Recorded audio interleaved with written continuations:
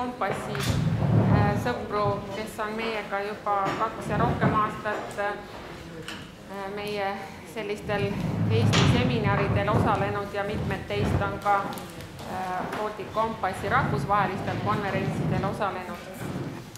Part1 siis tegelikult juba lõpeb sellel aastal, nii et kui formaalselt võtta, siis viimane selline finantskorraldus või tehing saab siis toimuda detsembri keskel, nii et tegelikult on käesolev aasta selle Interregi projekti lõpuaasta ja sellest on siis ka kantud paljuski tänane seminar.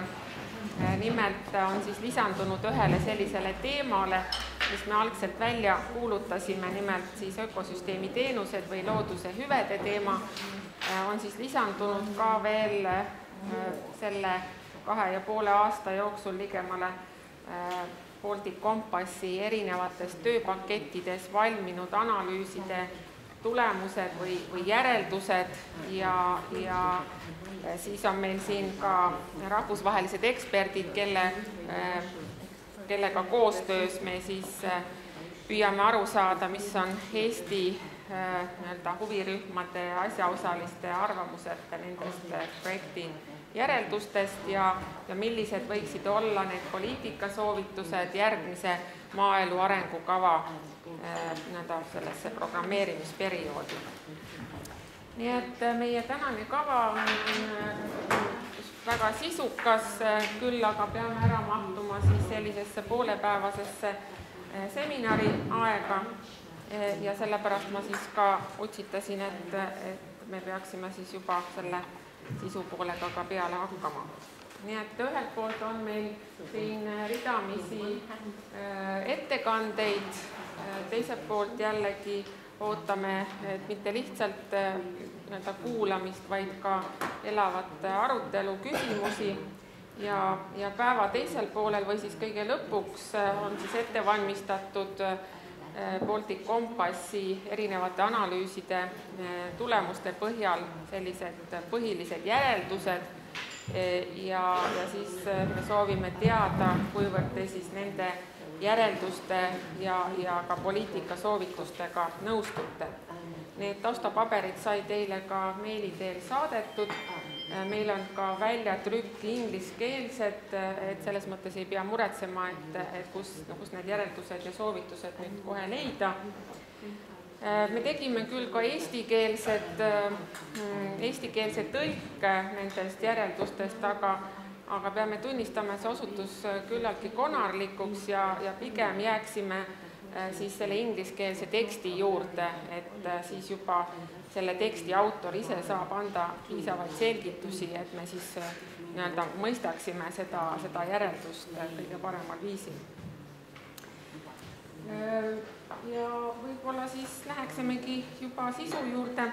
Esinejatele, kes mind tunnevad, teavad, et ma suhteliselt rangelt tahan kinni pidada esinemise ajast. Ja kui ma näitan esinejale siis sellist 3-minutilist aega, see tähendab, et on järele jäänud 3 minutit ja kui siis on järele jäänud 1 minut, siis ma tõusen püsti, mis tähendab seda, et on siis kohe vaja otsad kokku tõmmata, sest muidu me ei jõua nende slaididega kõike ühele poole saada, sest mõnel esinejal, ma vaatan, siin on slaide rohkem kui ette nähtud aega. Aga Eestis, nagu me teame, on siis praegu väga selline kuum teema ja mitte ainult siis põllumajanduse valdkonnas, vaid siis ka looduskaitse valdkonnas ja ilmselt see laieneb veel teistegi sektorite peale, nimelt siis see loodushüvede teema. Kui tegelikult ajalooliselt vaadata, siis loodushüvede teema tekkis juba 90ndatel aastatel ja ta on olnud pidevalt taustal, on ilmunud ridamisi akadeemilisi artikleid, erinevaid uuringuid, aga ta ei ole saanud veel sellist praktilist väljundit, ta ei ole muutunud selliseks rakendusmeetodiks. Ja paljuski on siin muidugi tegemist selliste rahvusvaheliste protsessidega, Euroopa Liidu elurikkuse strateegia, siis on ka säästva arengu strateegia, on aastatuhande eesmärgid, kus me veel võime leida ka säästva arengu hariduse dekaadi selles deklaratsioonis, kus me võime leida siis neid ökosüsteemi teenusteid kui sellist olulist märksõna, millega siis riigid peaksid tegelema, vastavaid metoodikaid välja töötama. Kuna praegu on siis käigus maaelu arengukava meie jaoks teise perioodi ettevalmistamine, siis on ka tõusetunud see ökosüsteemide teema üles ja sellel teemal siis, kuna meil Eestis väga palju praktikat ei ole, tõsi küll, täna me kuuleme kahte ettekannet ka Eesti kontekstis, mis on väga huvitav ilmselt osalejatele.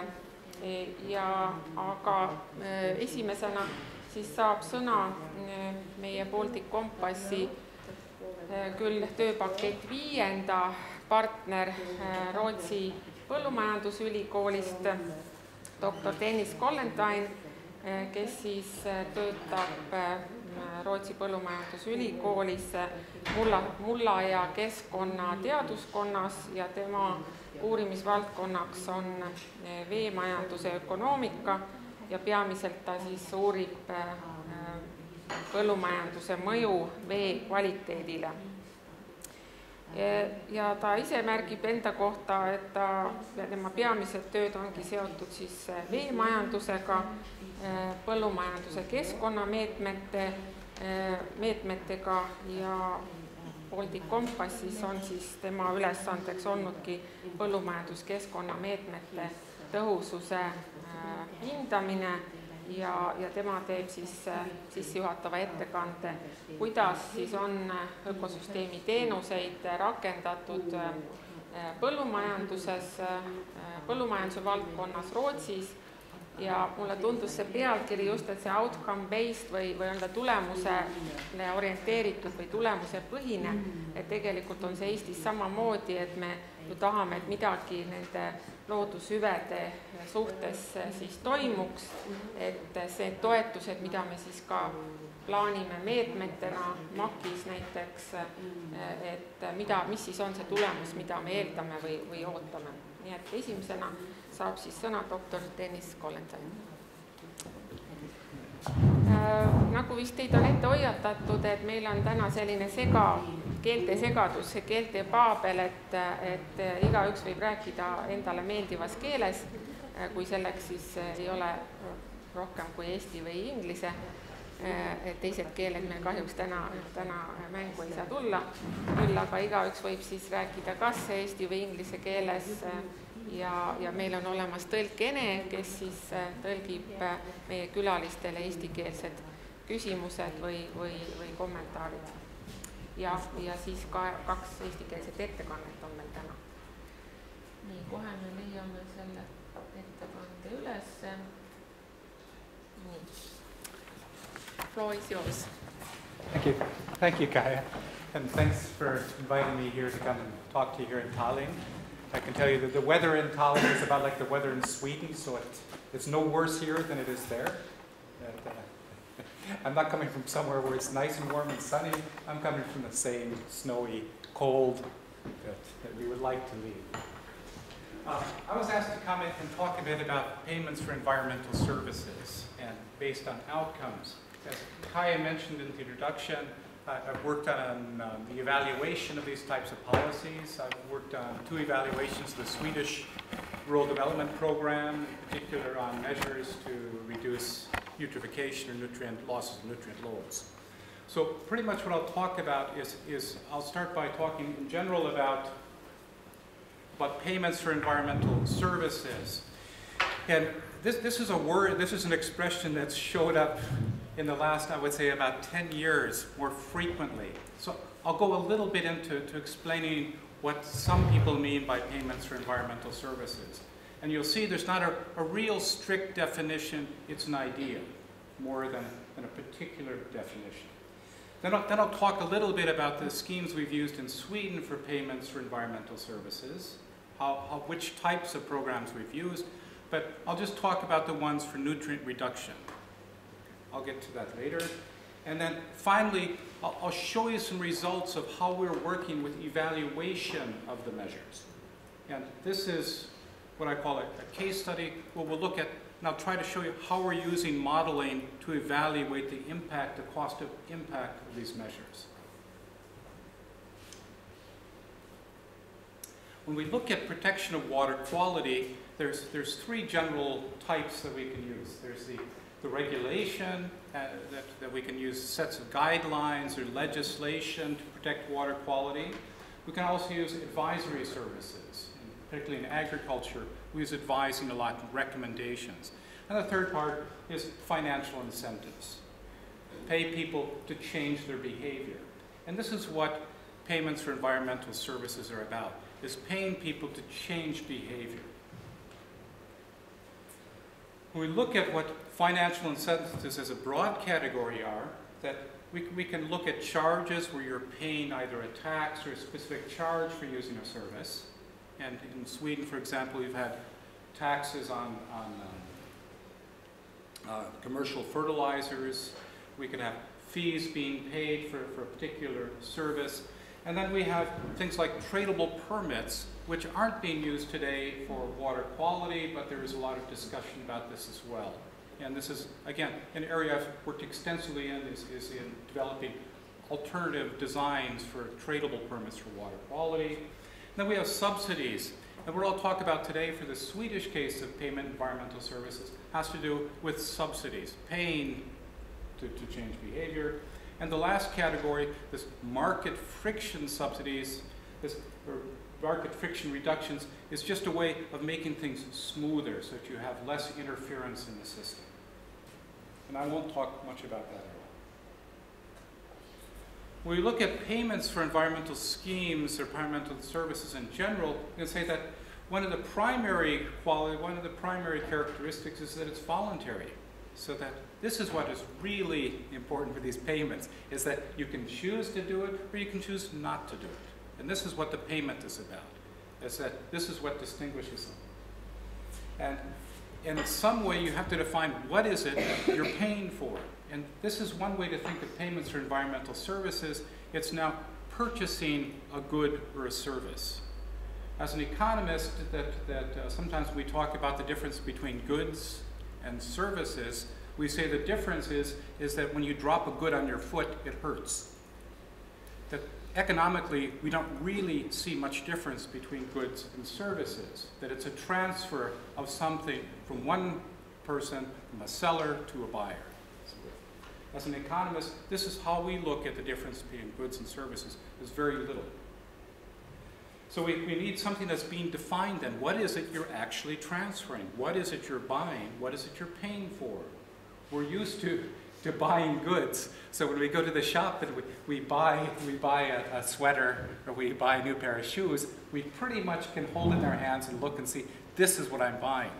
Environmental services are more problematic about what you're actually buying. We need to then define what is it really that you're out and paying for. Then being bought by a service buyer, which is pretty straightforward, that somebody has to pay for it, and from a service provider. And there has to be some way of recognizing, is there a transfer? Have you actually gotten what you paid for? Again, when you walk out of the store with your new shoes, we know we're carrying that bag, so we know we got something in there. We're not always sure about the quality or if we really like them, but we know we've got something in the bag. Payments for environmental services broadly can be looked at in four types of categories: watershed services, carbon sequestration, landscape amenity, and biodiversity conservation. Carbon sequestration is something that is being talked about a lot because of the carbon trading, the emission permit trading that's going on, the European scheme. So that this is primarily what people mean when they're talking today about payments for environmental services, has to do with carbon sequestration. So that today, within these schemes, you can example, pay for an investment in China to reduce emission of greenhouse gases from production in China and transfer that credit. So you can pay for that environmental service in one place and then transfer the use of it to another place. So that in air quality it's often used. Another area that's primarily been used is biodiversity conservation. And this is sort of an up-and-coming area, is that you can pay to have more biodiversity. And this is also not completely straightforward, but at least you know you're paying for more farmland birds, more butterflies in the landscape, a broader variation in the landscape. Watershed services is what we'll talk about, and it's again a little bit more problematic and hasn't been as well developed. Landscape amenities are also pretty straightforward. These would be something that you actually can use in the landscape. So that of these four, the watershed services, which what we'll focus a bit on with the Swedish system, is the one that's more difficult to define. Implementation of payment for environmental service schemes is that when you look at it, you need some way of valuing what is it, how can we measure that service? What is the unit of measure we're using to pay for? Is it a number of hectares? Is it a particular service that's being provided? What is it you're really paying for? Identifying how additional amounts of the service can be provided most cost effectively. This is a problem. This is what employs me all the time, is how can we purchase environmental services cost effectively? And this depends on what the service is and how we can identify what the service is providing. Decide which services providers to compensate, who are you going to pay, and how are you going to determine why that person gets paid and this person doesn't get paid. And then how much do you want to pay them? So these can seem like simple problems, but they're really difficult. And we'll see how we've done in Sweden to kind of at least get around some of these problems. With the benefits for PES, for payments for environmental schemes, is that you can think of it as if you could imagine what is actually being provided. What would happen if we had a little more biodiversity? How much value does that little bit more biodiversity have for us? Or how much value does a little bit less nitrogen to the Baltic Sea, what is the value of that? If we knew those values, we could take our mini calculator and we could add them all up and say, this is how much we want to pay. So that if we know these values, that it becomes an easier task. But because we have trouble seeing these values, so a lot of times what these schemes do is pay for land use. Changing something, some type of land use or some type of behavior that we think will have a positive outcome.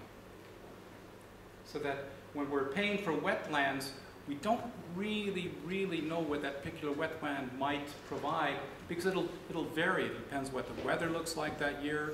It'll depend what the agriculture around that wetland looks like, so that we'll have a lot of variation. But what we know is we've paid for a wetland. So that much we know. So that this is what we can focus then on, is on land use rather than the actual service. And then the last part is that the greater there's this difference in cost, the more efficient it is to pay for it. And you can choose who to pay. So that payment schemes basically assume that there's a big range and a big difference in what it costs somebody to provide it. And this is kind of a repetition of some of the things I've already said, that this identification of buyers is not a problem in the case of a government where you're in a payment for environmental service scheme. The sellers is a bit of a problem. The second part, defining what you're actually interested in, can be problematic. Our politicians in Sweden, for example, have not done as good a job at this as they could have. So you that are working here in the Ministry of Agriculture, and I see there's some of you here, it's a problem when you don't define exactly what you're out after. It becomes broad. Additionality in service provision.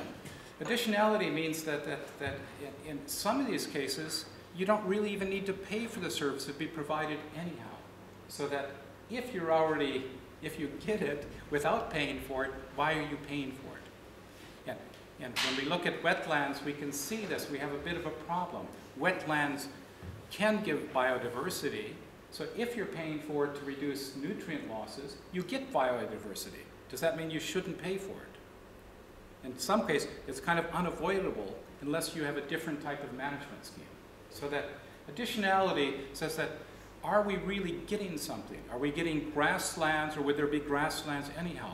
Do we need to pay for pastures, or would there be a certain amount of pastures anyhow, even if we don't pay for it? In Sweden, we had a bit of a problem with this, with the amount of pasture land that's supported, the amount of lay, because there is going to be a certain amount of lay anyhow, and paying for it just as a reward for somebody who would do it regardless of whether they got paid or not. Existence of compliance penalties, that it's a voluntary system, but it's a delivery of a service, so that if somebody doesn't deliver, what is the penalty? Or does it just mean that there is no? So that having a penalty just ensures that the transaction takes place. And then this last point is perhaps harder to understand, but that it depends on which cost you're looking at. If we have a farmer who is putting a buffer zone on their land, that we know that it costs them somewhat of their production, their income, by taking away that from their agricultural land. So taking that strip away, we could call it the opportunity cost of that buffer strip. This is what they're losing in income by putting in the buffer strip. But we also know that there's a cost to the ecosystem of not having that buffer strip. And these two costs are not the same costs. And so in some cases, that cost for the ecosystem might be higher than we're actually compensating the opportunity cost to the farmers, and sometimes it might be the other way.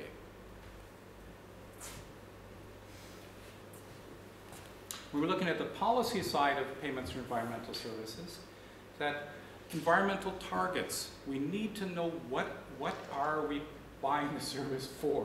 And as I said, if we say, well, nutrient reduction, that's sort of not really an environmental target, that's an environmental idea. That when we say you reduce, that it's to reduce nutrient loads by 10,000 tons a year from this catchment area, that's a target. So that targets, to use them for evaluation, we need to know what really is meant by paying for it. It needs to be defined. And targets can be land use, that can be a number of hectares in a particular program. That we can look at, like catch crops in Sweden, and say that we expect to have 120,000 hectares under catch crops in this program. So that it can be a land measure, it can be a performance measure. We expect wetlands to be maintained in a particular way. This is when you should harvest it, this is when you should not harvest it. Or an activity. Reference levels, we need to know what is the point, what is the starting point? Where do we consider a baseline? And some of these are good agricultural practices, for example, that should you get paid for doing something that's the good agricultural practice under EU laws, we would say, or under EU regulations, that you're not paid for that. You're expected to do that. The nitrate directive, that you won't get paid for not putting 200 kilos or 250 kilos of nitrogen on your per hectare on your soil, but you can get paid for being under what the restriction is. So that we need to know what is the baseline, what are you really starting from? And this last point, that property rights is something that we really don't deal much with, and this is that when you start paying for something, when you're using payments for environmental services, and the government starts paying somebody for something, there's an understanding that that person owns what they're selling. So when we start paying somebody for catch crops, for example, it assumes then that the farmer has the right not to grow catch crops. So there's an implicit property right that we start establishing by paying for something. And this we don't discuss too much because it causes some problems. Who has the right? Do you have a right to farm in the way that you're farming, or is this the society's right to determine? You're more than welcome to interrupt me at any time.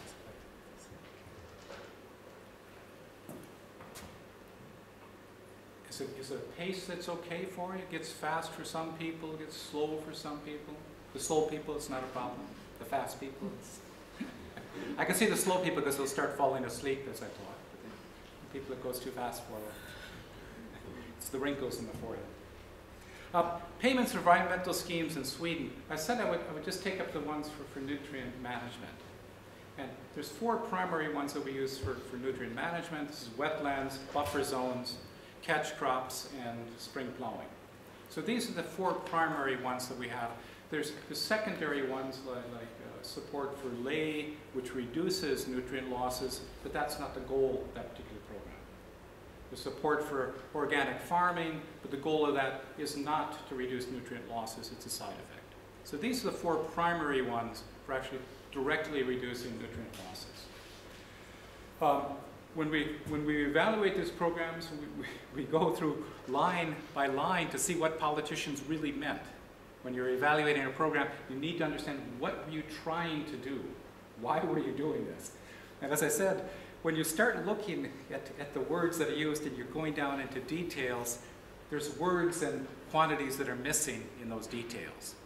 So that in the targets example in Sweden, we have environmental goals that there's a set, I think now it's 10 environmental goals, and that in the RDP that they're often identified as something to try to achieve that particular goal, to try and have to have less nutrient loads or improve biodiversity. So that these first 2 wetlands and buffer zones include both reduction of nutrient loads as well as biodiversity, while the catch crop and spring plowing are only targeted at reducing, in this case, N losses.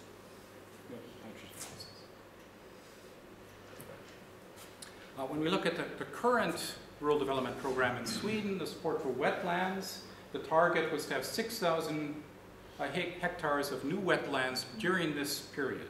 So between 2007 2013, there would be 6,000 hectares of wetlands established during this period.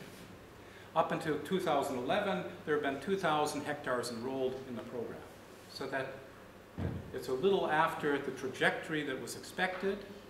It's not as far after, perhaps, because some of these are in development. It takes a time from when you start applying to have a wetland to when you actually create the wetland. So that this number, it's a little bit after, but it's perhaps not as far away as it may seem. The 2013 target is to also have 11,300 hectares in maintenance. What this means is that there's support payments for maintaining these wetlands. So in the first case, it's for establishing new wetlands. And the 11,300 then would be the total amount of wetlands that are in a program that have been supported before 2007 and the period, the 6,000 in 2007. Up until 2011, there were 6,900 enrolled in a maintenance program. Eligibility for wetlands, it's a 5-year contract, but it's extendable up into 20 years. So in principle, what it really is a 20-year contract, but it's written 5 years at a time. But the understanding is that it will be 20 years unless there's some reason to break the contract, but this is not expected.